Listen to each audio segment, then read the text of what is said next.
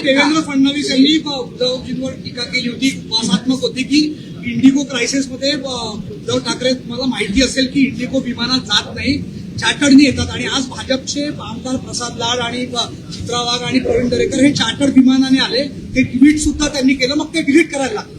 मला वाटतं काल फडणवीस साहेबांनी जी टीका उद्धव साहेबांवर केलेली आहे ह्याच्यात 2-3 गोष्टी महत्वाच्या पाहण्यासारख्या आहेत.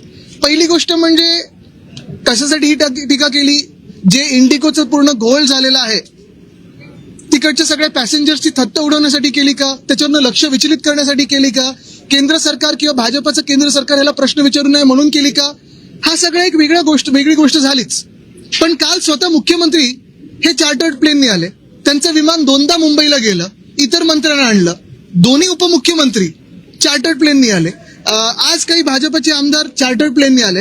पण ह्याहूनही पुढे जाऊन मी तुम्हाला सांगतो, विधानसभेच्या प्रचाराचं तर वेगळंच, आत्ता सगळ्याच्या नगरपंचायत आणि बाकीच्या निवडणुका चालू आहेत, तेव्हा एक मुख्यमंत्री आणि 2 इल्लीगल उपमुख्यमंत्री, म्हणजे पद ती खरं ग्राह्य पकडू शकत नाही, हे कुठच्या हेलिकॉप्टरने फिरतायत, की इंडिगोने फिरतायत, स्पाइस जेटने फिरतायत, एसटी पकडून फिरतायत, गाडीने तरी फिरतायत का.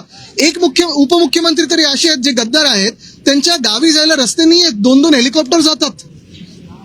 तसंच जर पाहायला गेलं तर आत्ताच्या निवडणुकांमध्ये हे हेलिकॉप्टर घेऊन मंत्री उपमुख्यमंत्री मुख्यमंत्री फिरत आहेत, त्या हेलिकॉप्टर मधून ज्या बॅगा येत आहेत त्याच्यातून कुठच्या आनंदाचा शिदा वाटला जातोय हे देखील आम्हाला कळावं. कारण आम्ही ज्या विमानातून आलो आमच्या बॅगा तशा काही एवढ्या मोठ्या नव्हत्या.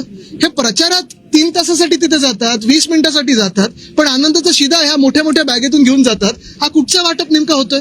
आणि म्हणून मी तुमचं सगळ्यांचं लक्ष पुन्हा एकदा या गोष्टीवर आणतो की आपल्या देशामध्ये 2014च्या आधी किती वेगळे एअरलाईन होते बघा, आणि नंतर 14 नंतर हे एअरलाईन मारत मोनोपोली झाली, आणि केंद्र सरकारचं देखील ही एअरलाईन ऐकत नाही अशी दादागिरी करून केंद्र सरकारलाच हे उत्तर देणं गरजेचं. आणि नुसतं एका मंत्र्याला नाही तर केंद्र सरकार नेमकं काय करतंय याच्यावर प्रश्न आहे. रुपये बघा पडलेला आहे, 90च्या पुढे गेलेला आहे. एशियामधली सगळ्यात खराब परफॉर्मिंग करन्सी ही आपली आहे, रुपयाची. तसं पाहायला गेलं तर शेतकरी आत्महत्या वाढलेल्या आहेत. परवा देखील आमचे जे खासदार आहेत ओमराजेजी, त्यांना उत्तर आलेलं आहे की महाराष्ट्र शासनाकडून प्रस्ताव आला नव्हता, आता आल्यानंतर म्हणजे हे सगळं उत्तर आल्यानंतर आता प्रस्ताव पाठवलाय कर्जमुक्ती किंवा जी काही मदत असेल ती.